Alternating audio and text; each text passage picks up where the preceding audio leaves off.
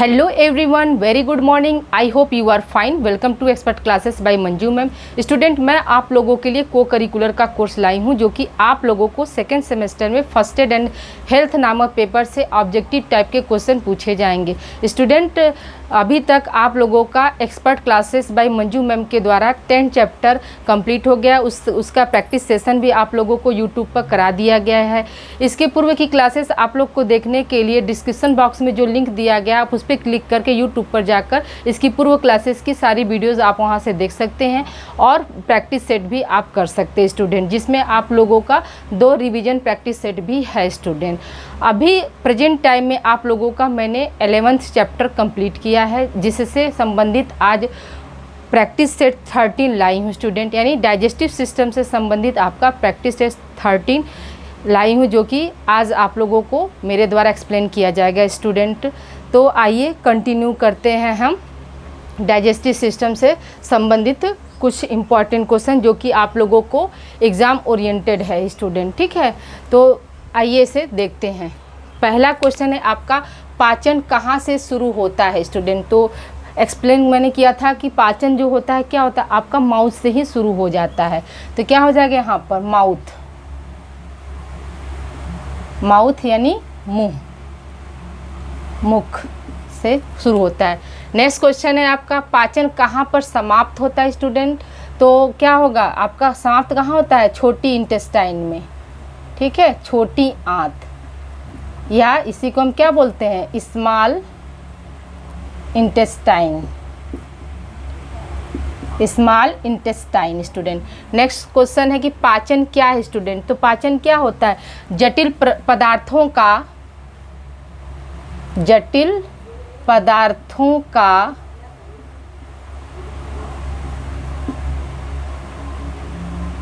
जटिल पदार्थों का सरल पदार्थ में बदलना, पदार्थ में बदलना, या यूं कह सकते हैं यहाँ पर जटिल पदार्थों के जगह पर क्या कर देंगे, जटिल यौगिक होगा, ठीक है। जटिल यौगिकों का सरल पदार्थ में बदलना ही क्या कहलाता है, हमारा पाचन होता है। नेक्स्ट क्वेश्चन स्टूडेंट, लार ग्रंथि यानी सैलिवरी ग्लैंड में कितने एंजाइम्स पाए जाते हैं स्टूडेंट। यानी यहाँ पर संख्या पूछ रहा है कि सैलिवरी ग्लैंड्स में कितने एंजाइम्स पाए जाते हैं। तो मैंने क्या बताया था आप लोगों को कि 4 एंजाइम्स पाए जाते हैं। कौन कौन सा एंजाइम्स था स्टूडेंट, तो आप रिमाइंड करिए, क्या बताए थे, लाइसोजाइम था, ठीक है, टाइलिन था, डाइस्टेज था और म्यूकस था, ठीक है स्टूडेंट। नेक्स्ट क्वेश्चन है, लार ग्रंथि की सबसे बड़ी ग्रंथि क्या नाम है, या यूं कह सकते हैं कि सैलिवरी ग्लैंड की सबसे बड़ी ग्रंथि कौन सी है। तो क्या बताएंगे स्टूडेंट, पैरोटिड। पैरोटिड जो है वो क्या है, आपका सबसे बड़ी ग्रंथि होती है, किसकी, सैलिवरी ग्लैंड की। हाँ, और पैरोटिड ही ग्रंथि में क्या होता है, आपका जो स्नैक होते हैं उनका जहर कहाँ बनता है स्टूडेंट, तो पैरोटिड ग्रंथि में ही बनता है। नेक्स्ट क्वेश्चन है आपका कि पाचन के कितने चरण होते हैं। तो पाचन के कितने चरण होंगे स्टूडेंट। तो क्या बताया था, 5 चरण। कौन कौन सा, इंगेशन, डाइजेशन, एब्जॉर्प्शन, एसिमिलेशन और इगेशन। ये 5 क्या थे, आपके चरण थे। नेक्स्ट क्वेश्चन है आपका स्टूडेंट, वयस्क मानव का दंत सूत्र यानी डेंटल फार्मूला क्या होता है स्टूडेंट। तो मैंने क्या बताया था स्टूडेंट आप लोगों को, डेंटल फार्मूला में आप लोगों को बताया था क्या कि 21-23 बाई 21-23, ठीक है, ऐसे आप याद कर लीजिएगा, 21-23 बाई 21-23, ठीक है। कैसे, जैसे इसमें क्या होगा, इंसीजर आपका, ये क्या होगा, कैनाइन, ये क्या है, प्री मोलर, और ये क्या है आपका मोलर स्टूडेंट। और ये जोड़ेंगे तो कितना हो जाएगा, 3, 8 गुणे 8, ठीक है। इसी को हम क्या कर देंगे, 2 से गुणा कर देंगे तो हमारा कितना आ जाएगा स्टूडेंट, 32 आ जाएगा ना। वयस्क मानव में दांतों की संख्या कितनी होती है, 32 होती है। उसी तरह से अगर बच्चों का पूछा जाए तो क्या बताए थे आपको, 2102, ठीक है। बच्चों में ही क्या होता है, आपका प्री मोलर जो है दांत अब्सेंट होता है। और 17 साल का अगर पूछा जाएगा तो उसमें क्या हम बताए थे स्टूडेंट, 21-22, ठीक है। ये क्या है, ये आपका बच्चों का है यानी चाइल्ड का है डेंटल फार्मूला। और ये क्या है आपका किशोर का है स्टूडेंट, ठीक है, किशोर का है। और ये किसका है, ये वयस्क मानव का है। नेक्स्ट क्वेश्चन है आपका, मानव शरीर की सबसे बड़ी ग्रंथि कौन सी होती है। तो आपको बताए थे कि मानव शरीर की सबसे बड़ी ग्रंथि क्या है, आपकी लीवर होती है, यानी इसको हिंदी में हम क्या बोलते हैं, यकृत बोलते हैं। यकृत क्या है आपका सबसे बड़ी ग्रंथि होती है। नेक्स्ट क्वेश्चन है, ग्रास नली यानी ओइसोफेगस की लंबाई कितनी होती है स्टूडेंट। तो क्या बताया था आपका 25 सेंटीमीटर होती है। ओइसोफेगस की लंबाई कितनी होती है, तो 25 सेंटीमीटर होती है। जो बच्चे सीरीज खरीदे हैं वो यहाँ पर इस क्वेश्चन पर ध्यान देंगे, उसमें ऑप्शन में 40 सेंटीमीटर दिया गया, जबकि ये गलत है। अगर आपके ऑप्शन में 25 नहीं है तो हम 30 पर जा सकते हैं, लेकिन 40 हमारा रॉन्ग होगा स्टूडेंट। बहुत सीरीज में बहुत सारे आंसर आप लोगों के गलत दिए रहते हैं स्टूडेंट, तो इसलिए बी केयरफुली आप लोग क्लास को पढ़िए और क्वेश्चन को सॉल्व करने का प्रयास करिए स्टूडेंट। नेक्स्ट क्वेश्चन है आपका, आमाशय यानी स्टमक का संकुचन क्या कहलाता है। तो स्टमक का संकुचन क्या कहलाता है स्टूडेंट, क्या बताए थे हम आपको, क्रमानुकुंचन, ठीक है, ये बताए थे। या इसी को हम क्या बोलते हैं, तरंग गति, तरंग गति, या इसी को इंग्लिश में हम क्या बोलेंगे, पेरिस्टाल्सिस, ठीक है। नेक्स्ट क्वेश्चन है आपका, जठर ग्रंथि कहाँ पाया जाता है स्टूडेंट, यानी क्या पूछ रहा है, गैस्ट्रिक ग्लैंड, तो कहाँ पाया जाता है आपका, आमाशय में, ठीक है, आमाशय में। आमाशय में भी कहाँ, आमाशय के कितने भाग थे स्टूडेंट, 3 भाग थे ना आपके, कार्डियक थे, फंडिक थे, और क्या था, पाइलोरिक था। तो जो पाइलोरिक है उसी में क्या है, उसी में आपका ये गैस्ट्रिक ग्लैंड पाया जाता है, जहाँ से क्या होता है आपका गैस्ट्रिक जूस का स्राव होता है। और उसमें कौन कौन से एंजाइम्स पाए जाते हैं, 2 एंजाइम्स उसमें पाए जाते हैं स्टूडेंट, ठीक है। तो ये क्या हो जाएगा, जठर ग्रंथि कहाँ पाया जाता है, आमाशय में, ठीक है, आमाशय में। या तो आमाशय में न देकर अगर वो दूसरा ऑप्शन आपको दे देगा कि पाइलोरिक, तो हम किस पे जाएंगे, पाइलोरिक पर ना। ये देखिए हमने आपको 1 लाइनर फॉर्म में बनाया, लेकिन आपका जो ऑप्शन रहेगा 4, जैसे कि पाचन कहाँ से शुरू होता है, तो ग्रास नली दे देगा, फैरिंग्स दे देगा, मुख दे देगा, ठीक है, इंटेस्टाइन दे देगा, तो हम किस पे जाएंगे, मुख पर जाएंगे, ठीक है। जैसे पाचन क्या होता है, तो जटिल यौगिकों का सरल पदार्थ में बदलना, सरल यौगिकों का जटिल में बदलना, ऐसे ऐसे करके आपको ऑप्शन देगा, तो हमको इस पे जाना है। लार ग्रंथि में कितने एंजाइम्स होते हैं, तो एंजाइम्स की संख्या दे देगा, 4 होते हैं, 5 होते हैं, 6 होते हैं, 3 होते हैं, तो हम क्या बताएंगे, हम 4 पे जाएंगे। उसी तरह से लार ग्रंथि की सबसे बड़ी ग्रंथि का क्या नाम है, तो पैरोटिड दे देगा, सबलिंगुअल दे देगा, ठीक है, ऐसे ऐसे करके दे देगा। तो हम क्या हम किस पे जाएंगे, टिक करेंगे या भरेंगे, तो पैरोटिड ग्लैंड पर बने। फिर पाचन के कितने चरण होते हैं, तो उसमें ऑप्शन में आपको दे देगा 5, 4, 3, 6, तो हम किस पे जाएंगे, 5 पे जाते हैं। डेंटल फार्मूला आपको इसी तरह दे देगा, मान लीजिए 21-23 दे दिया, फिर 21-02, 21-02, फिर 21-22, फिर अगला हो जाएगा 20-02, तो ऐसे करके दे देगा। तो हम वयस्क मानव का क्या डेंटल फार्मूला बताएंगे, 21-23। ओके स्टूडेंट, ऐसे ऑप्शन में आपके क्वेश्चन ये रहेंगे। नेक्स्ट क्वेश्चन है आपका, जठर ग्रंथि की ऑक्जेंटिक कोशिकाएं किसका स्राव करती हैं। देखिए स्टूडेंट यहाँ बोल रहा है कि जठर ग्रंथि की ऑक्जेंटिक कोशिकाएं जो होती हैं वो किसका स्राव करती हैं स्टूडेंट। तो याद रखिएगा कि ये स्राव किसका करती हैं, HCl का करती हैं। किसका स्राव करती हैं, HCl का करती हैं। HCl ही क्या करता है, जितने भी भोजन के साथ हार्मफुल बैक्टीरिया वायरस जाती हैं उनको मारने का कार्य कौन करता है, हमारा HCl। जैसे लाइसोजाइम्स जो है मुंह में पाया जाता है एंजाइम, तो अगर उससे मतलब कुछ बैक्टीरिया वायरस बच जाए, यानी जो यूँ कह सकते हैं जो ढीठ तरह के बैक्टीरिया वायरस होते हैं, तो वो अगर बच जाए तो फिर उन्हें कौन मारेगा, स्टमक में जाकर आपका HCl मारता है स्टूडेंट, ठीक है। नेक्स्ट क्वेश्चन है कि यकृत कोशिकाएं किसका स्राव करती हैं स्टूडेंट। तो यकृत कोशिकाएं हमने क्या बताया था कल आप लोगों को कि यकृत में क्या बनता है, आपका पित्त बनता है, ठीक है स्टूडेंट।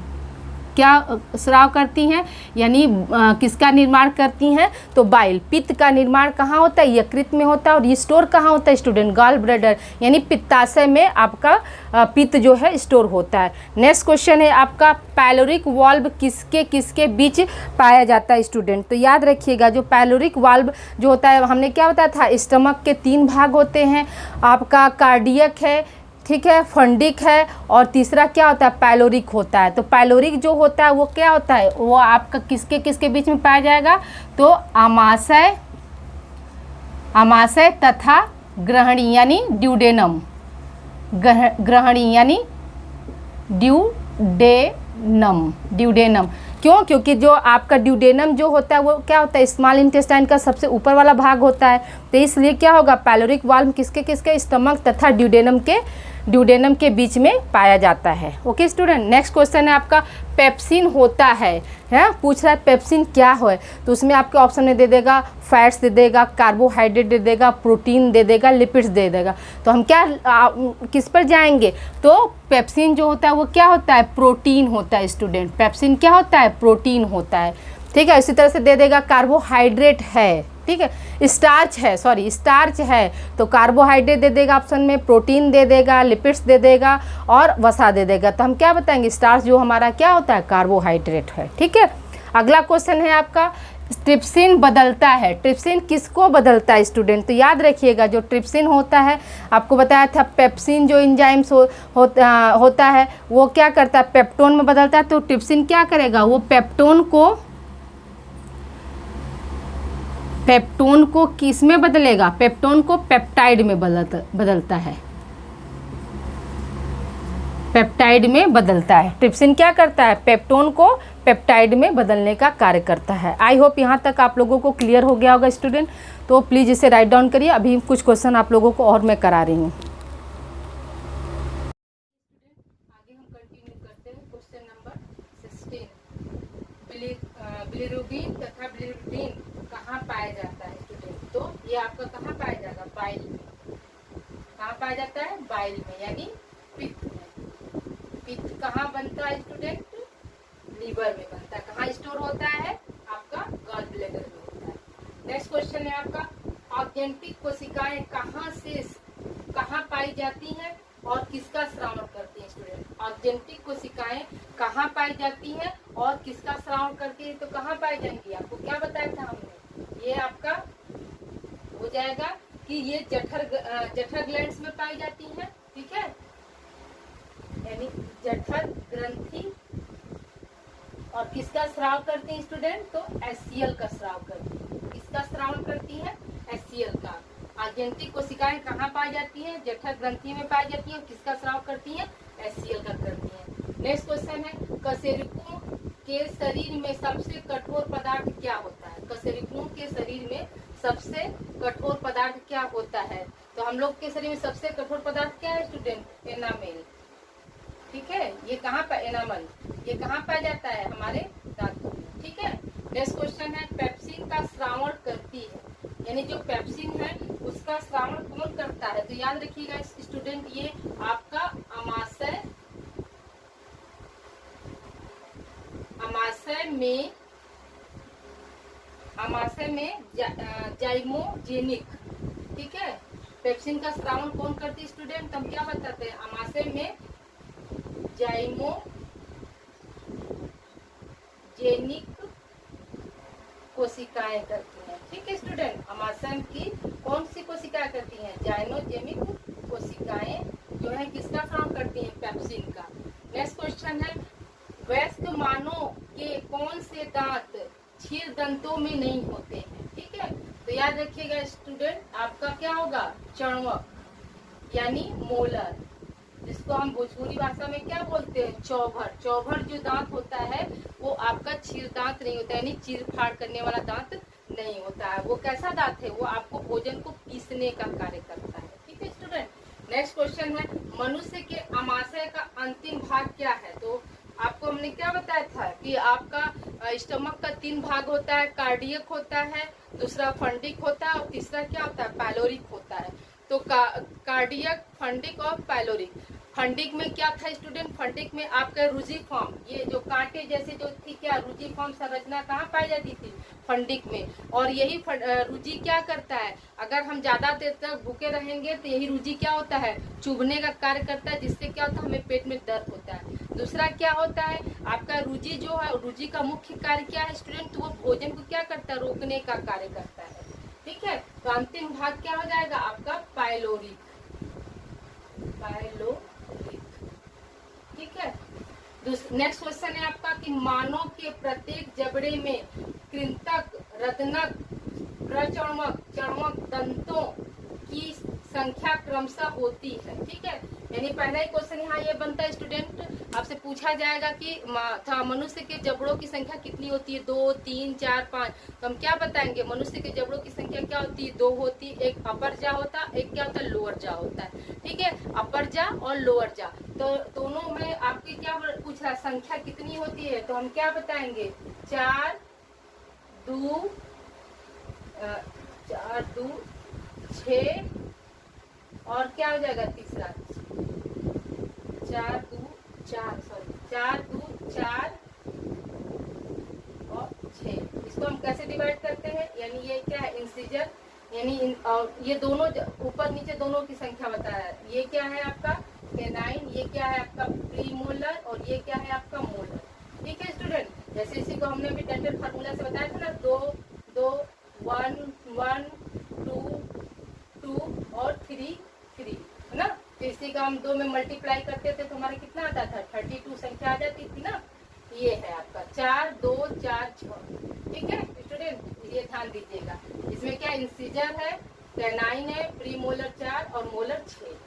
नेक्स्ट क्वेश्चन है आपका कि यदि यकृत यानी लीवर निष्क्रिय हो जाए तो ब्लड में किसकी मात्रा बढ़ जाती है।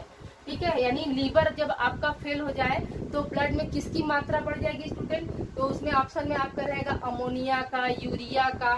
ठीक है, तो हम क्या बताएंगे कि जब हमारा लीवर फेल हो जाता है तब किसकी मात्रा बढ़ जाती है, अमोनिया का। ठीक है स्टूडेंट, अमोनिया का मात्रा जो है बढ़ जाएगा। नेक्स्ट क्वेश्चन है आपका भोजन निगलते समय भोजन को श्वास नली से जाने से रोकने, यानी श्वास नली में, ठीक है, श्वास नली में जाने से रोकने वाली संरचना का क्या नाम है स्टूडेंट। ठीक है, उसमें आपको दे देगा ग्लॉटिस, एपिग्लॉटिस, फायरिंग्स, आइसोफेगस। ठीक है, तो हम क्या बताएंगे, क्या होगा आपका, तो जो एपिग्लॉटिस होता है वही क्या करता है, एपिग्लॉटिस जो होता है वही हमारा क्या करता है, ढक्कन का कार्य करता है। जब भोजन गया तो क्या करेगा, वो जो वायु वाला है उसको बंद कर देगा, और जब हम सांस लेंगे तो क्या करेगा, भोजन वाला बने। एपिग्लॉटिस जो होता है वही हमारा क्या करता है, श्वास नली में भोजन न जाए इसके लिए वो ढक्कन का कार्य करता है, रोकने का कार्य करता है। नेक्स्ट क्वेश्चन है आपका लीवर कुहन की दरारें पाई जाती हैं स्टूडेंट। ठीक है, नेक्स्ट क्वेश्चन क्या है आपका, लीवर कुहन की दरारें पाई जाती हैं। तो हम क्या बताएंगे स्टूडेंट, लीवर कुहन की दरारें जो होती है वो कहाँ पाई जाती हैं, आपके स्मॉल इंटेस्टाइन में पाया जाता है स्टूडेंट। कहाँ पाई जाएगी, छोटी आंत। ठीक है, छोटी आंत में क्या होता है आपका लीवर कुहन की दरारें पाई जाती हैं। इसको हम इंग्लिश में क्या बोलते हैं, स्मॉल इंटेस्टाइन, स्मॉल इंटेस्टाइन।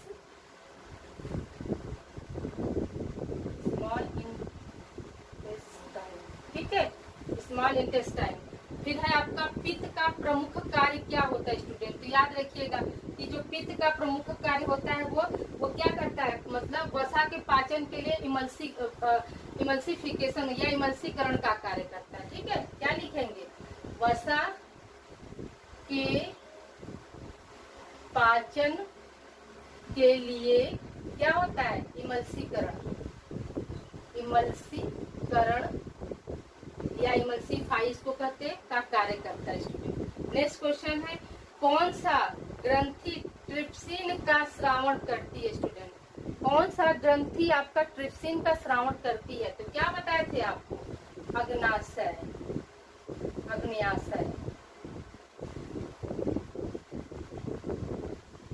ठीक है, अग्नाशय जो होता है वो क्या करता है, या इसी को हम क्या बोलते हैं, पैंक्रियाज।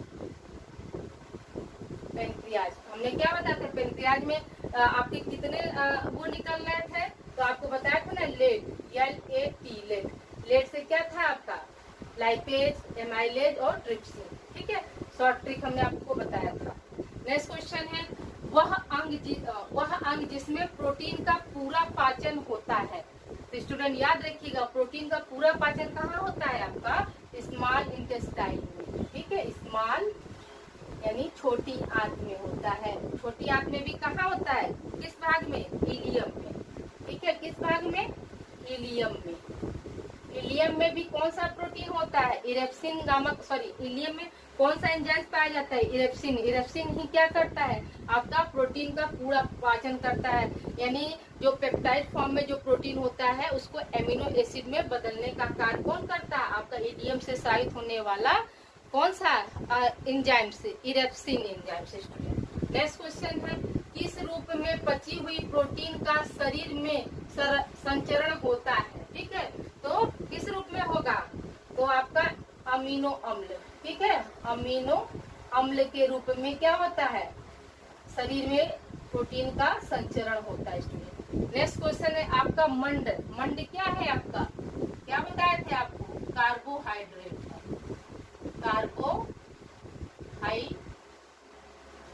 कार्बोहाइड्रेट।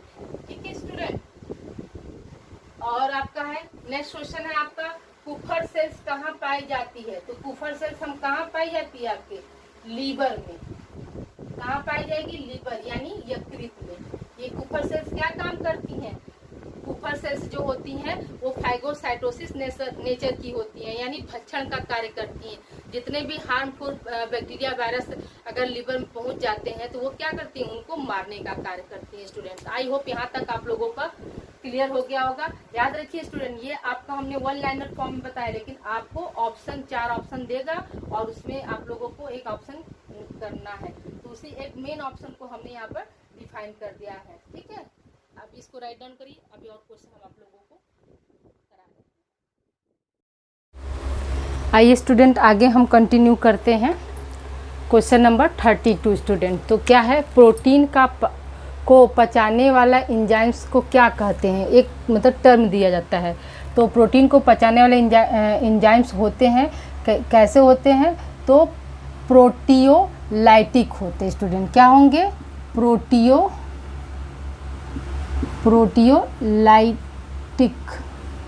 प्रोटियोलाइटिक होते हैं। नेक्स्ट क्वेश्चन है, आमाशय में भोजन के जीवाणुओं को नष्ट करता है। तो आमाशय में हमने क्या बताया था, आमाशय में क्या पाया जाता है, आपका HCl का स्राव होता है, तो वो वही क्या करता है, आपका भोजन में जितने भी विषाक्तता वाले जीवाणु बैक्टीरिया वायरस होते हैं उन्हें क्या करता है, मारने का कार्य करता है। नेक्स्ट क्वेश्चन है आपका, आमाशय का pH कितना होता है स्टूडेंट। ठीक है, आमाशय का pH कितना होता है, तो 3 होता है। नेक्स्ट क्वेश्चन है आपका, अग्नाशय रस किसके पाचन में भाग लेते हैं। अग्नाशय रस यानी पेनक्रियाटिक जूस जो होते हैं वो किसके पाचन में भाग लेते हैं स्टूडेंट, तो याद रखिएगा क्या होगा आपका यहाँ पर, प्रोटीन के भी होंगे। ठीक है, प्रोटीन, कार्बोहाइड्रेट,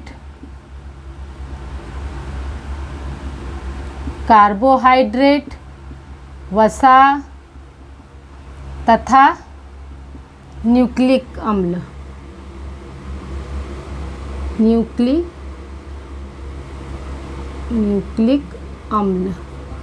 ठीक है, ये सभी के पाचन में कौन सहायक होता है, आपका पेनक्रियाटिक जूस जो होते हैं वो आपके इसमें सहायक होते हैं। किसके किसके में, आपके क्या क्या है, प्रोटीन है, कार्बोहाइड्रेट, वसा और न्यूक्लिक अम्ल होते हैं।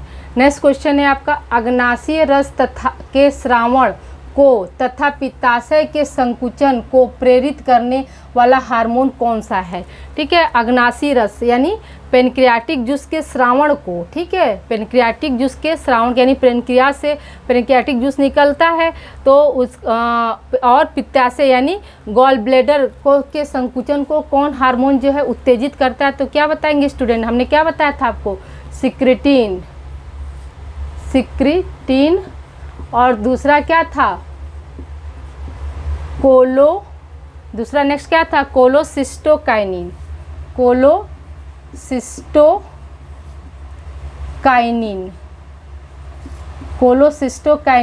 ये जो 2 हार्मोन है वो क्या करते हैं, अग्नाशय रस के श्रावण को और गॉल ब्लैडर के संकुचन को क्या करते हैं, प्रेरित करने का यानी उत्तेजित करने का कार्य करते हैं। नेक्स्ट क्वेश्चन है आपका, जठर रस में उपस्थित प्रमुख एंजाइम्स हैं।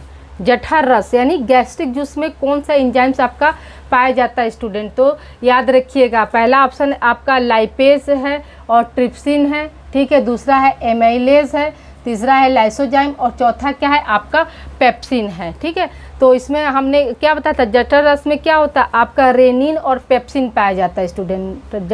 जठर रस में कौन कौन सा एंजाइम होता है, रेनिन और पेप्सिन। इसमें रेनिन तो है नहीं, तो आपका क्या हो जाएगा, ऑप्शन डी यानी पेप्सिन सही हो जाएगा। इसमें हम आपको ऑप्शन देकर बताए हैं, ठीक है। ये सारे क्वेश्चन भी आपको ऑप्शन वाले ही रहेंगे, ऑब्जेक्टिव 4 ऑप्शन रहेगा और 4 में से कोई एक आपको सही करना है। नेक्स्ट क्वेश्चन है आपका कि पित्त में किसकी कमी से वसा का पाचन नहीं होता है, ठीक है। पित्त यानी बाइल में किसकी कमी से वसा का पाचन नहीं होगा स्टूडेंट। तो हम क्या बताएंगे, यहाँ पर पहला ऑप्शन है आपका ए में दिया पित्त लवण, बी में पित्त अम्ल, सी में कोलेस्ट्रॉल और डी में इनमें से कोई नहीं। तो याद रखिए पित्त बनता कहाँ है स्टूडेंट, मैं बार बार आप लोगों को रिमाइंड करा रही हूँ, पित्त कहाँ बनता है आपका यकृत में बनता है, स्टोर कहाँ होता है, लीवर में होता है। और यहाँ वसा के पाचन में नहीं होगा तो कमी किसकी कमी से हो जाएगा, तो जो मतलब बाइल सॉल्ट यानी पित्त लवण को हम क्या बोलते हैं, बाइल सॉल्ट। बाइल सॉल्ट की जब कमी हो जाएगी तब क्या हो जाएगा आपका वसा का पाचन नहीं होता स्टूडेंट। नेक्स्ट क्वेश्चन है आपका वसा पाचक एंजाइम्स को क्या कहते हैं। वसा पाचक एंजाइम्स को हम क्या कहते हैं, लाइपेज है A option, B option amylase, C option trypsin और लाइसोजाइम। तो हमने क्या बताया था, वसा का पाचन कौन करता था, लाइपेज। आपको हमने शॉर्ट ट्रिक बताया था ना, यल क्या बताया था शॉर्ट ट्रिक में आपको, यल ए टी, यही था ना, यल से लाइपेज, ए से एमाइलेज, टी से ट्रिप्सिन, ठीक। नेक्स्ट क्वेश्चन है जहां वसाओं, कार्बोहाइड्रेट तथा प्रोटीन का पाचन होता है उस अंग को क्या कहते हैं स्टूडेंट। तो आपका ए ऑप्शन है छोटी आंत, बी ऑप्शन है बड़ी आंत, सी ऑप्शन अमाशय और डी ऑप्शन मान लीजिए यकृत, ठीक है। तो हमारा क्या हो जाएगा, जहाँ पर हमारा कंप्लीट डाइजेशन कहाँ होता था स्टूडेंट, स्मॉल इंटेस्टाइन में। तो ऑप्शन ए यहाँ पर सही हो जाएगा स्टूडेंट। नेक्स्ट क्वेश्चन है आपका अग्नाशय से मुख्यतः स्रावित होता है, यानी अग्नाशय यानी पेनक्रियाज से आपका क्या क्या स्रावित होगा। तो पेनक्रियाज क्या है आपका एक मिक्स ग्रंथि कहा जाता है, क्यों, क्योंकि यहाँ पर क्या हो रहा है आपका एंजाइम्स का भी स्राव हो रहा है और हार्मोन्स का भी स्राव हो रहा है, इसलिए इसको हम क्या बोलते हैं, मिक्स ग्लैंड बोलते हैं स्टूडेंट। तो देखिए यहाँ पर क्या है, मतलब आपका बोल रहा है प्रश्न कि अग्नाशय यानी पेनक्रियाज से स्रावित होता है, यानी 3 enzymes 2 hormone, 2 enzymes 1 hormone, 4 enzymes 3 hormone और 1 एंजाइम 1 हार्मोन। तो हमने आपको पहले ही बताया था अग्नाशय, अभी आपको बताया था ना लेट या लेटी, लेट से क्या हो जाएगा वो 3 एंजाइम्स। तो 3 एंजाइम्स किस में है आपका, इसमें है ए ऑप्शन। और 2 हार्मोन कौन सा होगा, तो इंसुलिन और ग्लूकागॉन, ठीक है स्टूडेंट याद रखिएगा। 2 हार्मोन कौन सा होगा आपका, इंसुलिन और कौन सा होगा, ग्लूकागॉन, ठीक है, ग्लूकागॉन। ये क्या होते हैं, 2 हार्मोन होते हैं। 3 एंजाइम्स कौन सा है आपका, लाइपेज, एमाइलेज और ट्रिप्सिन, ठीक है स्टूडेंट। नेक्स्ट क्वेश्चन है आपका पचे हुए भोजन को अवशोषण की कार्यात्मक इकाइयाँ कौन सी होती है। पचे हुए भोजन के अवशोषण यानी एब्जॉर्प्शन की इकाइयाँ जो होती हैं वो क्या होती हैं। पहला ऑप्शन है विलाई, दूसरा ऑप्शन है न्यूरॉन, तीसरा ऑप्शन है नेफ्रॉन, चौथा ऑप्शन है सेल्स। तो आपको मैंने बताया था कि एब्जॉर्प्शन जो होता है वो कहाँ होता है, छोटी आंत के किस भाग में, इलियम में होता है। उसमें क्या होते हैं, ढेर सारे मतलब लाखों की मात्रा में क्या पाए जाते हैं, विलाई पाए जाते हैं, ठीक है। तो कार्यात्मक इकाई क्या हो जाएगी, विलाई, यानी ए ऑप्शन जो होगा आपका सही होगा। नेक्स्ट क्वेश्चन है आपका कौन सा हार्मोन अग्नाशय रस तथा बाइकार्बोनेट के उत्पादन को उद्दीपन होता है, ठीक है। कौन सा हार्मोन अग्नाशय रस तथा बाइकार्बोनेट के उत्पादन की उद्दीपन होता है। तो स्टूडेंट याद रखिएगा कोलिसिस्टोकाइनिन तथा सिक्रिटिन जो होते हैं, यही हार्मोन जो होते हैं आपके अग्नाशय रस यानी पैनक्रियाटिक जूस को और बाइकार्बोनेट को बनाने का कार्य करते हैं। नेक्स्ट क्वेश्चन है आपका इनमें से कौन सा दस्त का कारण आम कारण नहीं है, यानी कॉमन जो कारण है वो नहीं है। तो आपका पहला ऑप्शन है दूषित भोजन या पानी, वायरस का संक्रमण, दूध का न पचना। चौथा ऑप्शन हो जाएगा उपरोक्त सभी। तो देखिए इनमें से आम कारण पूछ रहा है, तो जैसे दूषित भोजन पानी तो सभी लोग पीते हैं, तो इसलिए हमारा क्या हो जाएगा, वायरस संक्रमण भी होगा, लेकिन जब संक्रमण फैलेगा तब तो दूध का न पचना। तो ये पहला, ये ही आपका ए ऑप्शन सही हो जाएगा, यानी दूषित भोजन या पानी। दूसरा क्वेश्चन है आपका स्टूडेंट, नेक्स्ट क्वेश्चन है आपका खाद्य विषाक्तता सबसे आम खाद्य विषाक्तता का सबसे आम लक्षण क्या है स्टूडेंट। तो हम क्या बताएंगे, खाद्य विषाक्तता का सबसे आम लक्षण क्या है, मितली या उल्टी, कब्ज, जोड़ों में दर्द, सिर में दर्द। तो क्या हो जाएगा, पहला आम लक्षण क्या था हमारा, मितली या उल्टी था। ये आपको पूर्व क्लासेस में एक्सप्लेन किए हैं स्टूडेंट। नेक्स्ट क्वेश्चन है आपका स्टेफिलोकोकाई या क्लोस्ट्रीडियम बैक्टीरिया से क्या होता है।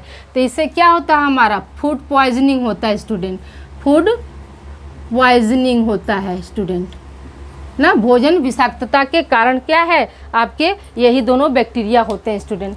यहाँ तक आप लोग राइट डाउन करिए, अभी और कुछ क्वेश्चन आप लोग को और रिमेन है स्टूडेंट। आइए स्टूडेंट आगे हम कंटिन्यू करते हैं। 47 क्वेश्चन है आप लोगों का। खाली स्थान का संक्रमण खाद्य विषाक्तता का एक आम कारण है, ठीक है। तो इसमें खाली स्थान में आपका क्या भराएगा, तो पहला ऑप्शन है आपका बैक्टीरिया, दूसरा ऑप्शन है वायरस, तीसरा ऑप्शन है परजीवी, चौथा ऑप्शन है इनमें से कोई नहीं स्टूडेंट। तो याद रखिएगा कि जो खाद्य विषाक्तता किसके कारण होता है, आप लोगों का बैक्टीरिया के कारण होता है, यानी यहाँ पे क्या हो जाएगा, ऑप्शन ए आपका बैक्टीरिया हो जाएगा। दूसरा नेक्स्ट क्वेश्चन है आपका, बच्चे को दस्त किस किस कारण से हो सकता है। तो पहला ऑप्शन है दूषित जल या भोजन, वायरल संक्रमण, उपरोक्त दोनों यानी पहला और दूसरा, और चौथा ऑप्शन है आपका इनमें से कोई नहीं। तो बच्चे को दस्त किस किस कारण से हो सकता है स्टूडेंट, तो दूषित जल या भोजन से भी हो सकता है, और क्या होगा आपका वायरस संक्रमण से भी होगा, यानी ऑप्शन 3 आपका यहाँ पर सही है। नेक्स्ट क्वेश्चन है आपका, डायरिया कितने प्रकार का होता है स्टूडेंट। तो हमने क्या बताया था आपको कि डायरिया जो होता है वो 2 प्रकार का होता है। कौन कौन सा, आपका तीव्र डायरिया और एक आपका था दीर्घावधि डायरिया। तो यहाँ पर क्या हो जाएगा, ऑप्शन ए आपका सही हो जाएगा, यानी 2 प्रकार का होता है। नेक्स्ट क्वेश्चन है, डायरिया की स्थिति में किन पोषक तत्वों की कमी हो जाती है स्टूडेंट। तो पहला है ऑप्शन ए जल, बी ऑप्शन है सोडियम, सी ऑप्शन है पोटेशियम, और डी ऑप्शन है उपरोक्त सभी। तो आपका क्या हो जाएगा, ऑप्शन डी। यानी हमने आपको कल पूर्व क्लासेस में ये बताया कि डायरिया की स्थिति में क्या होता है, जल, सोडियम और पोटेशियम की हमारे बॉडी में क्या हो जाती है, कमी हो जाती है, इसलिए यहाँ पर क्या हो जाएगा, उपरोक्त सभी हो जाएगा। नेक्स्ट क्वेश्चन है, डायरिया होने पर आहार होना चाहिए, किस तरह का आहार हमें देना चाहिए, तरल पदार्थ का आहार देना चाहिए कि ठोस पदार्थ का, कि दोनों, यानी तरल और ठोस दोनों, या इनमें से कोई नहीं। तो हम कैसा आहार होना चाहिए, लिक्विड फॉर्म में होना चाहिए, तरल पदार्थ होना चाहिए। नेक्स्ट क्वेश्चन है, क्रोनिक डायरिया के कारण है, क्रोनिक डायरिया यानी दीर्घ अवधि की जो डायरिया को ही क्या बोलते हैं, हम क्रोनिक बोलते हैं। तो यहाँ पर क्या है, ऑप्शन ए है यकृत के रोग, हाँ यकृत के रोग यानी सिरोसिस, दूसरा क्या है चयापचयी गड़बड़ियाँ, तीसरा क्या है आपका बड़ी आंत एवं कोलोन में संक्रमण, और चौथा क्या है आपका सभी। तो क्या है, क्रोनिक डायरिया के कारण क्या है, ये तीनों कारण जो होंगे, आपकी यकृत में सिरोसिस होगा तो भी हो जाएगा, चयापचय माने मेटाबॉलिज्म में भी गड़बड़ी होगा तो भी हो जाएगा, और बड़ी आंत एवं कोलन में अगर संक्रमण होता है तो भी आपका क्या होगा, क्रोनिक डायरिया हो जाता है। नेक्स्ट क्वेश्चन है, कौन सा विटामिन की कमी से डायरिया हो सकता है स्टूडेंट। तो याद ऑप्शन ए है आपका नियासिन, बी ऑप्शन है विटामिन ए, और सी ऑप्शन है ए और बी यानी दोनों, और डी ऑप्शन इनमें से कोई नहीं। तो आपको हमने क्लास में एक्सप्लेन किया था कि पेलेग्रा की स्थिति में नियासिन की कमी तथा विटामिन ए की कमी से क्या हो जाएगा, बाद में वही किस रूप में बदल जाता है, आपका डायरिया में हो जाता है। तो इसलिए क्या हो जाएगा आपका यहाँ पर ऑप्शन सी हो जाएगा स्टूडेंट। नेक्स्ट क्वेश्चन है, आंतों की परत को कौन नुकसान पहुंचाता है ना, आंतों की परत को कौन जो है नुकसान यानी हार्म पहुंचाता है। तो पहला ऑप्शन है एस्प्रिन, दूसरा ऑप्शन है एंटीबायोटिक, तीसरा ऑप्शन है कैफीन, और चौथा ऑप्शन है ए तथा बी दोनों। तो हमको क्या है, आंतों की परत को आपका क्या है, एस्प्रिन और एंटीबायोटिक दोनों नुकसान पहुंचाता है, इसलिए यहाँ पर डी ऑप्शन हो जाएगा। नेक्स्ट क्वेश्चन है आपका, दस्त होने पर इनमें से कौन सा पदार्थ अच्छा विकल्प होता है, ठीक है। हाँ, दस्त होने पर इनमें से कौन सा पदार्थ अच्छा होता है, मसला, केला खाना, चावल का माड़, मूंग दाल, और डी ऑप्शन है सभी, तो यहाँ पर क्या हो जाएगा, ऑप्शन डी सभी हो जाएगा। नेक्स्ट क्वेश्चन है, बार बार मल त्याग के अलावा दस्त के अन्य लक्षण कौन कौन से हैं? तो उसमें क्या होता है, ऑप्शन ए है पेट दर्द, बी ऑप्शन है मरोड़, सी ऑप्शन है मिचली और डी ऑप्शन है उपरोक्त सभी। तो यहाँ पे क्या हो जाएगा, ऑप्शन डी आपका उपरोक्त सभी हो जाएगा स्टूडेंट। आई होप यहाँ तक आप लोगों को समझ में आ गया होगा। ओके स्टूडेंट, तो आज आप लोगों का प्रैक्टिस सेशन 13 कंप्लीट हुआ, जिसमें मेरे द्वारा आप लोगों को 56 या 57 क्वेश्चन सॉल्व कराए गए स्टूडेंट। ये सारे क्वेश्चन क्या थे, आपके एग्जाम ओरिएंटेड थे। इसे अधिक से अधिक बच्चों में आप लोग शेयर करिए और वीडियो को स्टार्ट करते ही क्या कर दिया करिए, पहले लाइक कर दिया करिए। जो अंगूठे वाला जो निशान बना रहता है स्टूडेंट, ऐसे नीचे आप देखेंगे थंब का निशान बना होता है, तो इसको क्या कर दिया, इसको आप प्रेस करने से क्या हो जाएगी, ये आपका लाइक हो जाएगा स्टूडेंट। तो वीडियो को स्टार्ट करके पहला काम क्या करना चाहिए, आपको लाइक कर देना चाहिए, ठीक है। और इसे आप अधिक से अधिक शेयर करिए।